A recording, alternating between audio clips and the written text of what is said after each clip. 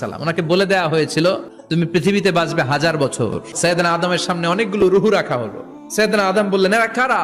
আল্লাহ বললেন তোমার বংশধর। সাইয়েদনা আদম বললেন আল্লাহ ওই যে একটা রুহু দেখা যায় এটার নাম কি?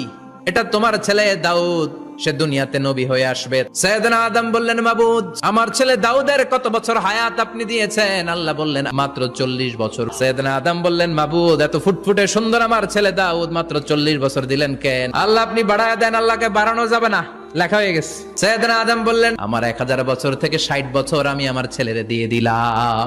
আর আদম আলাইহিস সালাম পেয়েছিলেন 1000 বছর, 60 কমে গেলে রইল কত? 940 বছর পৃথিবীতে থাকার পরে মালাকুল মাউত চলে এসেছে, এসে বলল জিইতু আন আকবাদা রূহাক, রূহ কবজ করতে আসছি। আদম আলাইহিস সালাম বললেন রূহ কবজ করতে আসছো মানে? আমি বাঁচবো তো 1000 বছর। মালাকুল মাউত বললেন না না, ওই যে আগের কথা স্মরণ করেন আপনি 60 বছর দিয়া দিয়েছিলেন। কয় না আমি দেই নাই। মালাকুল মাউত বলে আল্লাহ ঘটনা দেখেন, দিয়া কয় দেই নাই। আল্লাহ কয় থাক কথা কইস না, আয়া পর।